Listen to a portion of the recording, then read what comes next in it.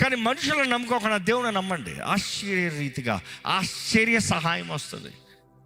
ఎందుకంటే దూతల పరిచర్య గురించి మాట్లాడినప్పుడు అనేక సార్లు దేవుడు మా జీవితంలో దూతల్లాగా మనుషులను పంపించారు తెలుసా.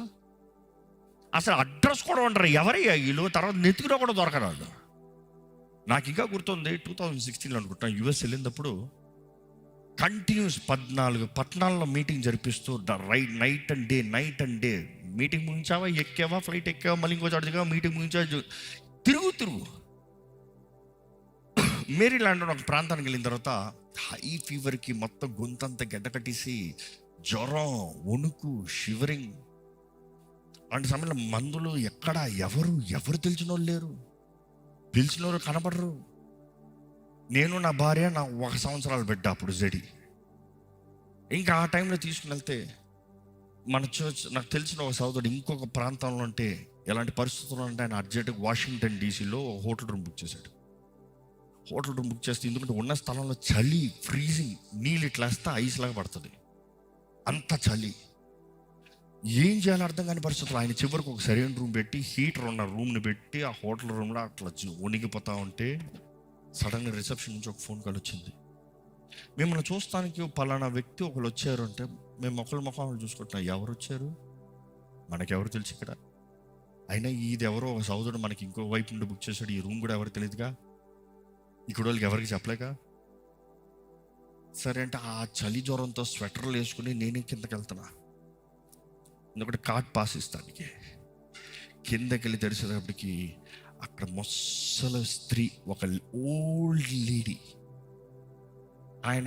ఆమె హోటల్ ఆయనతో బెల్ బాయ్ అంటాడు కదా, పెద్ద బెల్ బాయ్, దాంట్లో మొత్తం క్యారేజీలు అయ్యి మొత్తం పెద్ద పెద్ద ప్యాకెట్లు పెట్టుకుని hi Raj, nice to see you అని చెప్పుకుని వచ్చి హత్తుకుని దా వెళ్దాం గదిలోకి తీసుకెళ్ళి, నేను సర్టిఫైడ్ నర్స్ని, ఓల్డ్ అమ్మ, నేను సర్టిఫైడ్ నర్స్ని, నేను ఇది నా ఐడి ప్రూఫ్, నీ కొరకు తెల్లవారుజాము ప్రార్థన చేస్తూ ఉంటే దేవుడు నా సేవకుడు అనారోగ్యంతో ఉన్నాడు, ఆహారం తీసుకెళ్ళు, మాత్రలు తీసుకెళ్ళు, వస్త్రాలు తీసుకెళ్ళు, మొత్తం బట్టలు, ఫుడ్లు ఇంట్లో 4 గంటల నుండి వండిందంట, మొత్తం వంటలు అన్నీ చేసుకుని వచ్చి చూసుకుని ట్రీట్మెంట్ ఇచ్చి మొత్తం ఇది చేసి. ఎందుకంటే యూఎస్లో సడన్గా ఎవడు పడితే వెళ్ళి అక్కడ ట్రీట్మెంట్, హాస్పిటల్ అంత సులభం కాదు.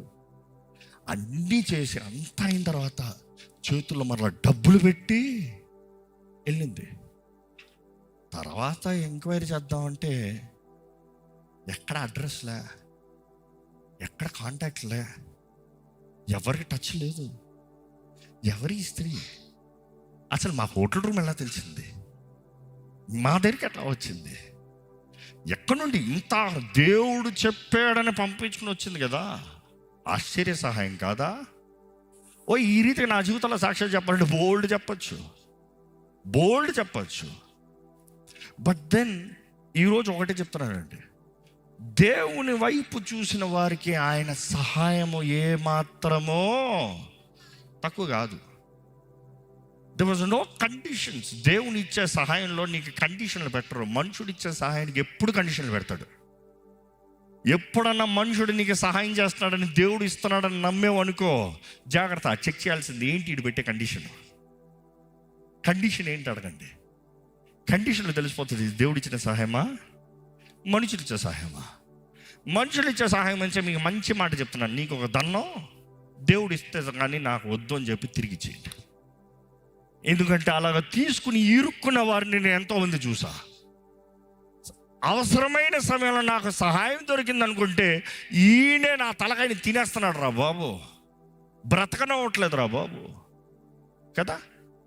మనుషులు ఎలా ఉంటారు, ద మోస్ట్ వనరబుల్ టైం మన జీవితంలో. ఎక్కడైతే మనం బలహీనంగా ఉంటామో, ఎక్కడైతే సులభంగా పడిపోతామో, అలాంటి పరిస్థితులు వచ్చి మనల్ని గుంజుకుని పోతానని చూస్తారు. అక్కడ ఒక వల వేస్తానికి, ఒక ఎర వేస్తానికి చూస్తారు.